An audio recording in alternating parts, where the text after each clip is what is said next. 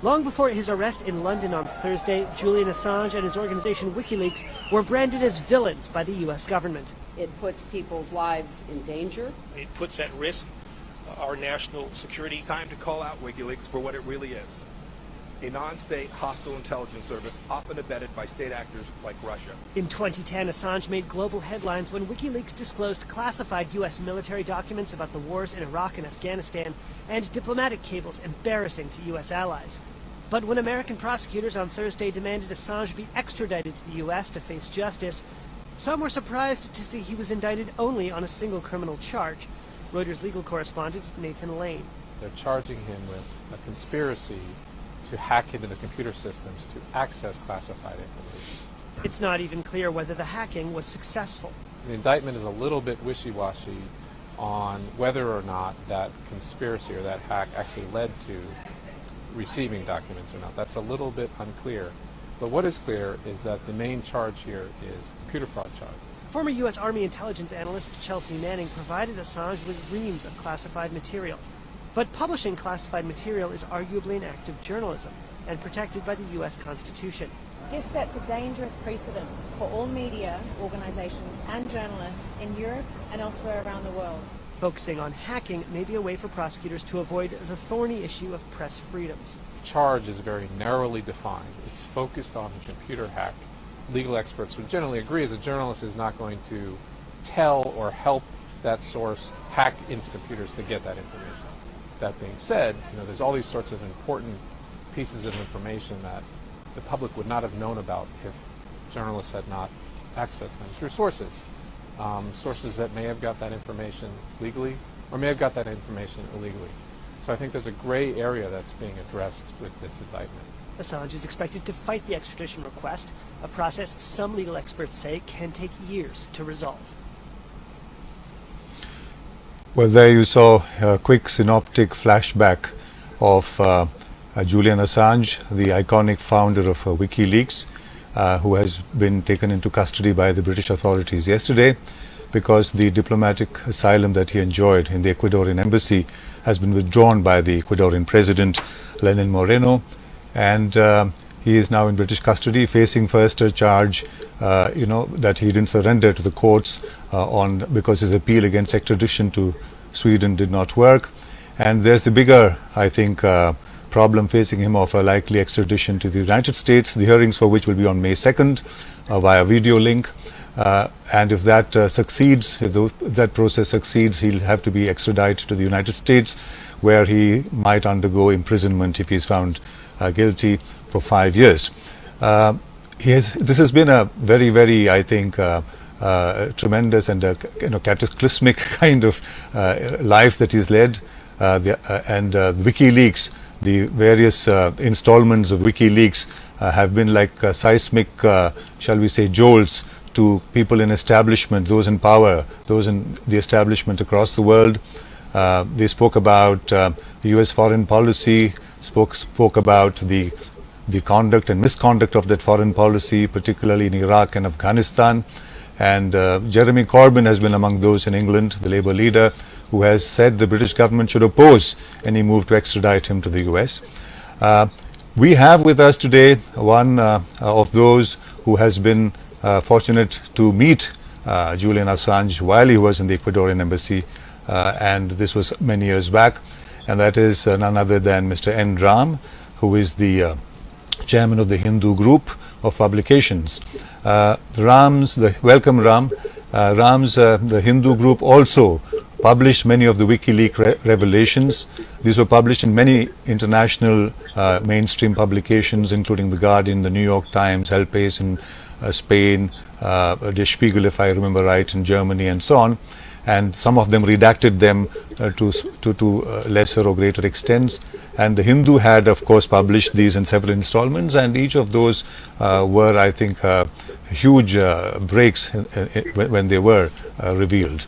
Ram, could you perhaps start on a personal note and tell us about your visit to see Assange at the Ecuadorian embassy in London, and what was your sense of the man, and what were the personal, shall we say, moments that you spent with him, however brief they might have been?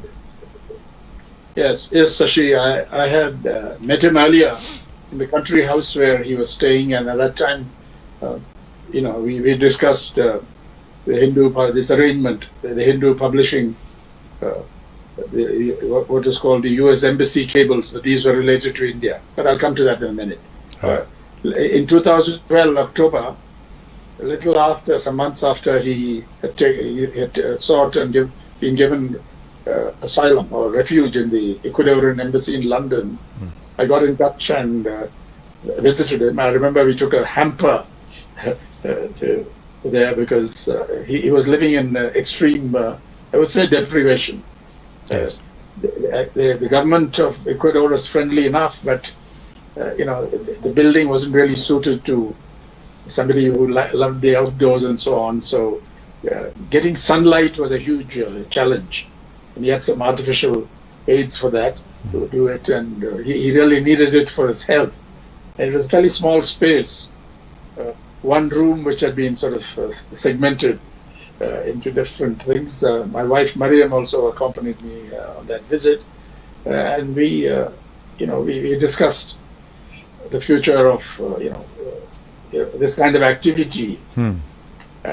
But I've also had telephone conversations with Julian Assange and his associates, or members of his team, the most trusted among them. And I learned a great deal about data security from them. Not that I'm even today an expert, but it's a different world, and they were completely on top of it. And how to secure data. But we saw WikiLeaks. I'm an admirer of Julian throughout, and because he took journalism to a different level. He scaled it up, and these documents were extremely revealing. If you take the totality of what WikiLeaks has put out, Julian was the editor-in-chief and really the founder. It was founded in 2006. Yes. They exposed mass murder, human rights violations, and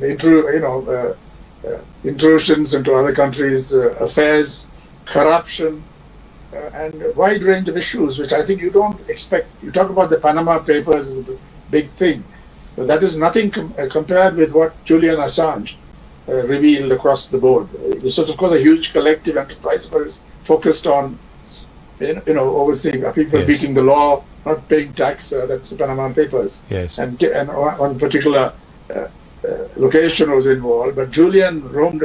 His work spread across the world. It encompassed much of the world, and told you a great deal about how international law was being violated, how human rights were being violated, how murders were condoned or took place or were condoned.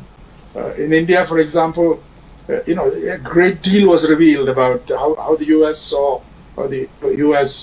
Diplomats and the U.S. state saw India's relationship with several countries, specific issues related to nuclear policy, terrorism, bureaucracy, and more. And an overview of 2611, how they saw India's Kashmir policy, its dealings with Pakistan, Sri Lanka, Nepal, Bangladesh, Myanmar, and so on. And we, if I remember right, we published over 5,100. We had access to 5,100 documents, aggregating about 6 million words. The part we got, the whole WikiLeaks, their cables were about 250,000, of which this was our share, because this is a lot of interest here. And we set up a war room all under advice from WikiLeaks. And whereas some of the earlier agreements, ran into obstacles and some, there was some misunderstanding and so on with the newspapers. Yes. For WikiLeaks, in our case, it went perfectly because we signed a memorandum of association. It was completely free. I want to make that clear. Right. Julian Assange had nothing that was really commercial in it. Yes. It was completely free, but he also had rules there, WikiLeaks, but mainly Julian had clear rules. For example, as soon as you put out, our job was to study the cables. This was a very clever thing WikiLeaks did, very brilliant in fact. Get the newspapers to do the journalistic part. Yes. You give data, but the rule is the moment I publish my story and release the cable, WikiLeaks also will do that simultaneously, so Yes. that it went on their site. It's available to the whole world. Right. So he was against anyone monopolizing this information, but I think he struck a very good partnership with media organizations which were interested in this. Yes. And you mentioned the New York Times, the Guardian, Yes. Der Spiegel, Le Monde, Yes. El País, Yes. later on Reuters, Yes. Washington Post. They were all involved in some kind of partnership. My sense was some of them redacted too much. The name of national security. I remember redacting only two. I see. Two cables, because one, the idea was some innocent person shouldn't suffer. Yes. It was about a nun in a place in Afghanistan, and there's no point in giving that detail. So we did that. But later on, I think one of the British journalists revealed the passkey, and the whole thing came out. But to the personal, Yes. Julian Assange was very generous. He was very easy to talk to. He was often considered a difficult man by newspapers, the Western newspapers, that because rightfully so, that because at the same time they published some nasty stories about him. Yes.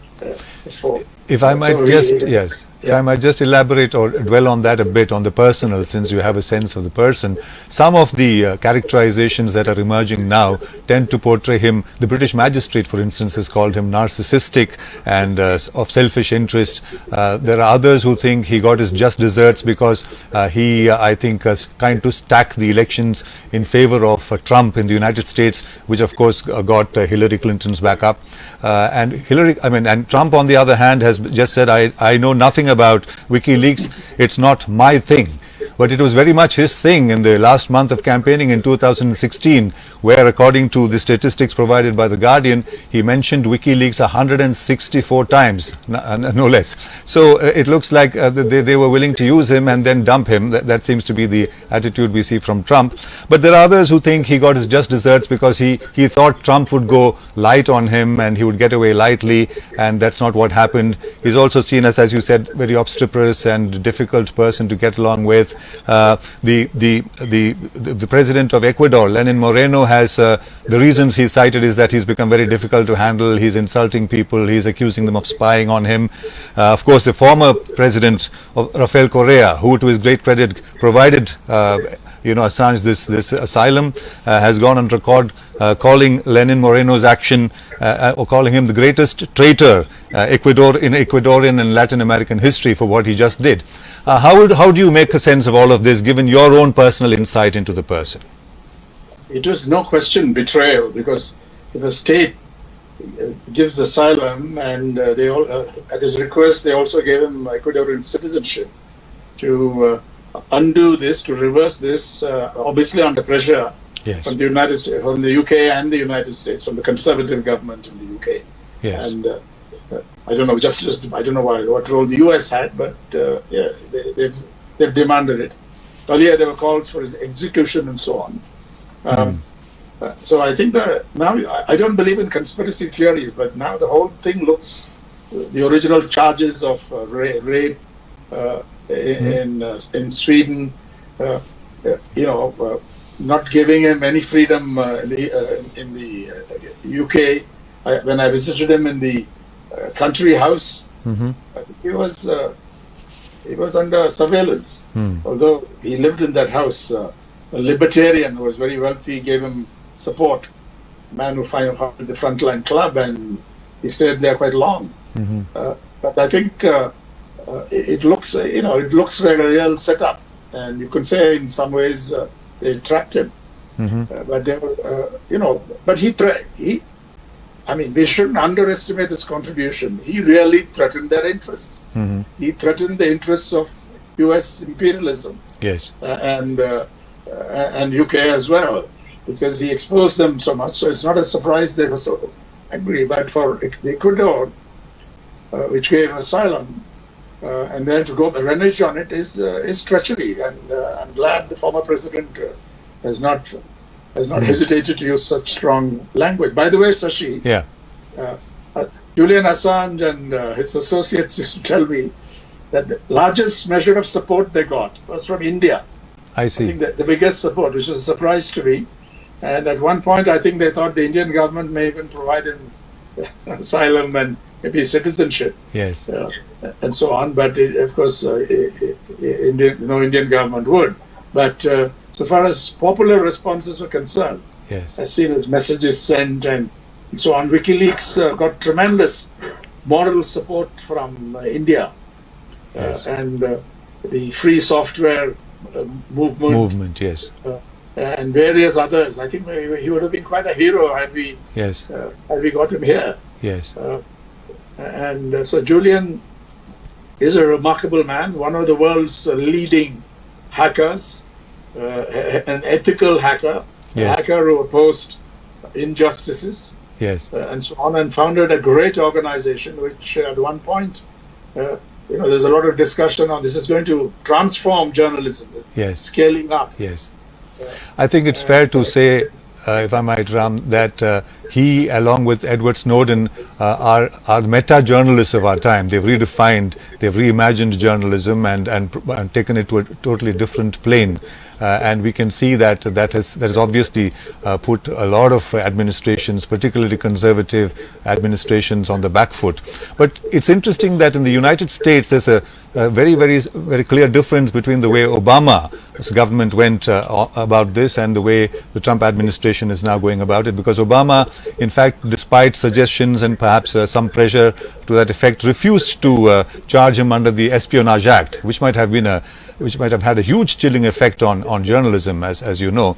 And he even let this whole prosecution under the hacking, charge to kind of dangle in the air, or didn't really pursue it consciously.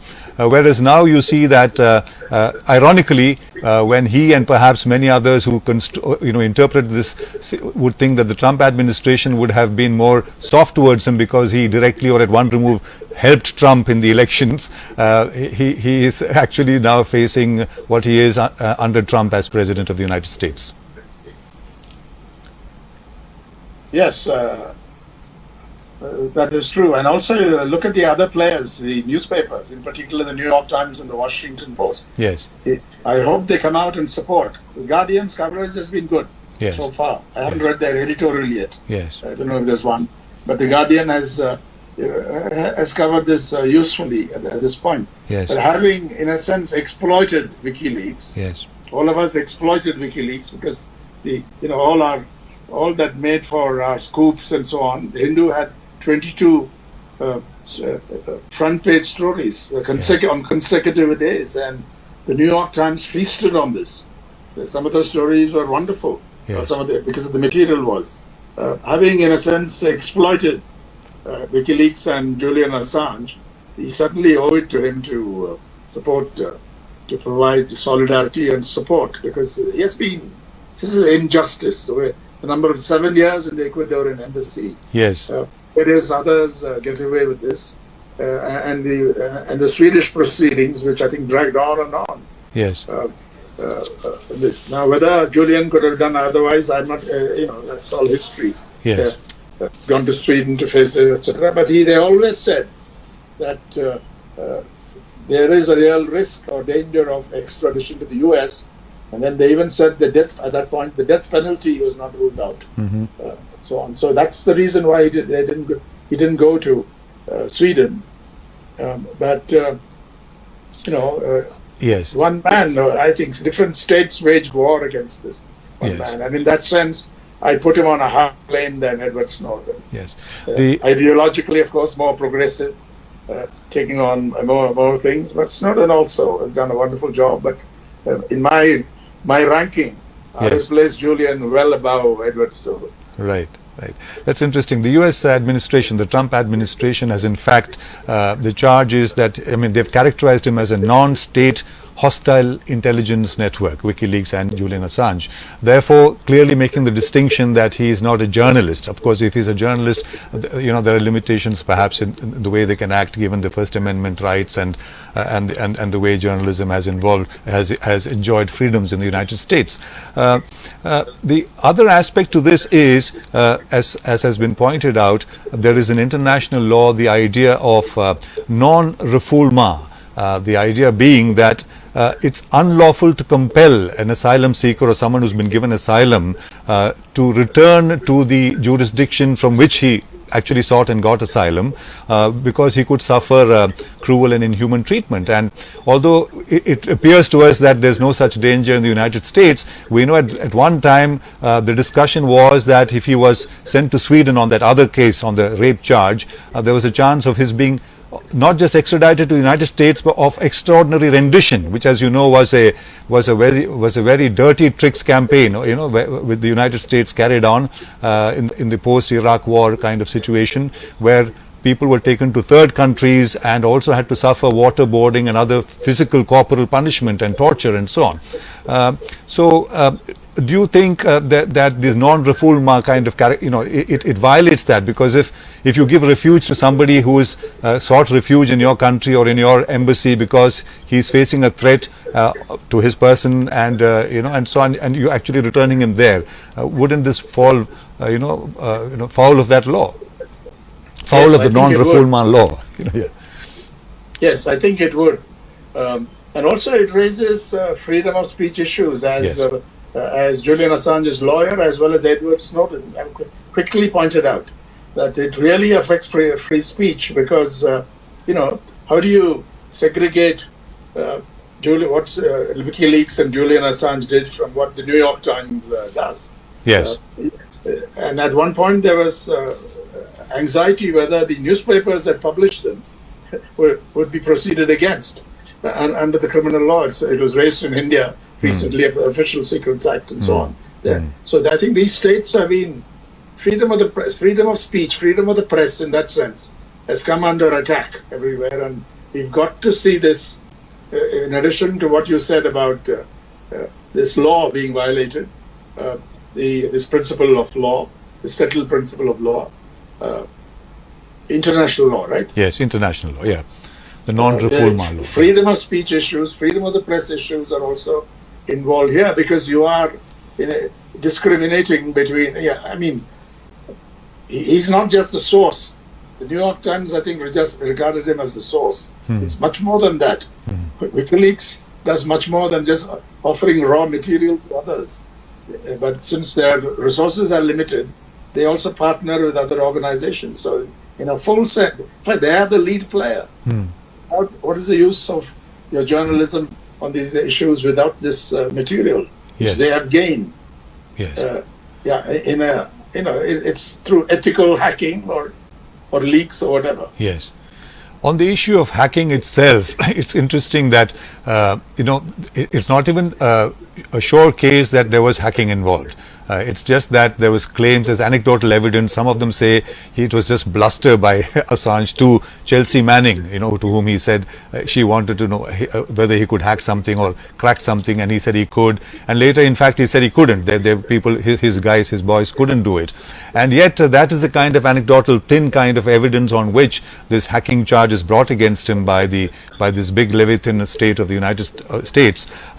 So this has also been commented upon. Do you think his character, his personal character of bluster and, if you like, of claiming more than he actually did, what he did was substantial, put him in this kind of spot legally? It's just an aside. Yeah, I'm sure they made some mistakes. There were some miscalculations.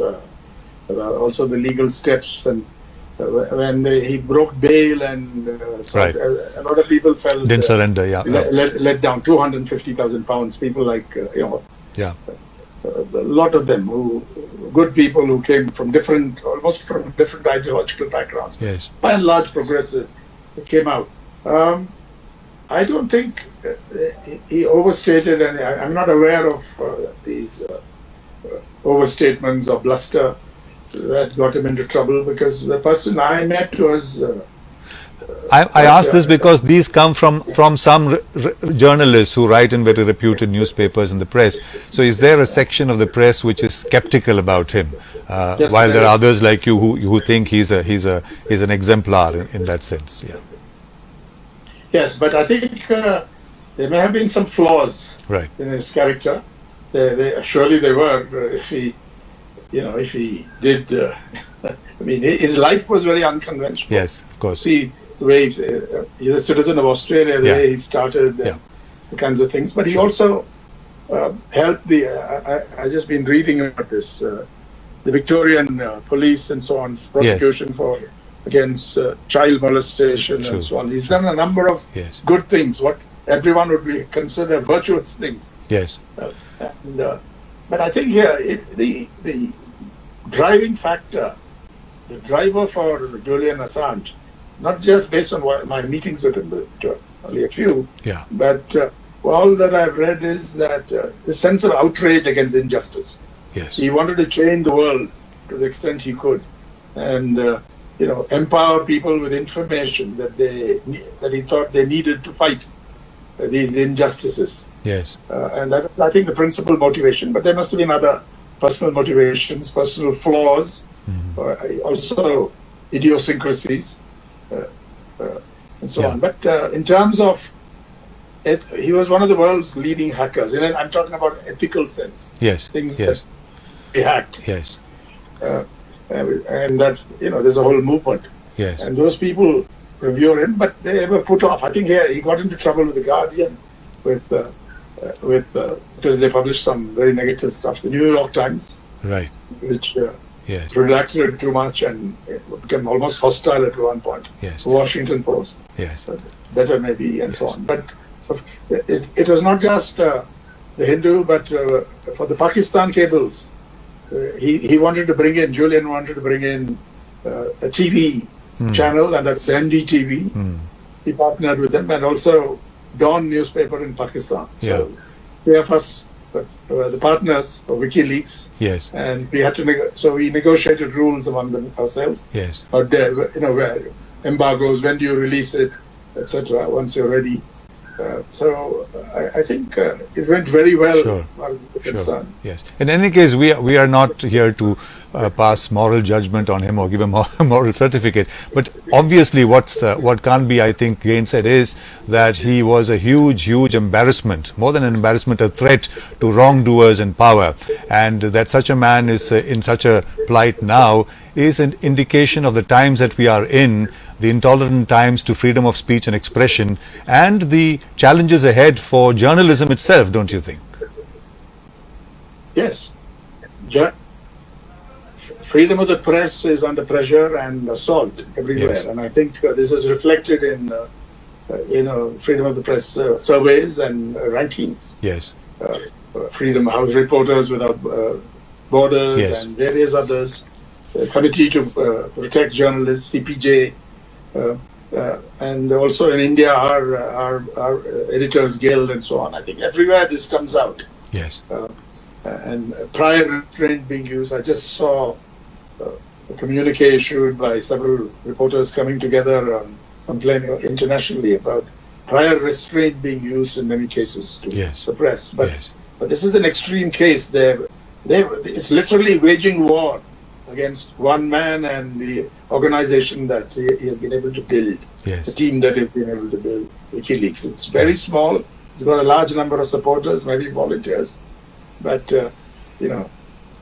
so I think, in a sense, it's a tribute, a perverse tribute to the work that Julian Assange has spearheaded, has pioneered, you can say. Yes. And I think all of us owe him a big debt.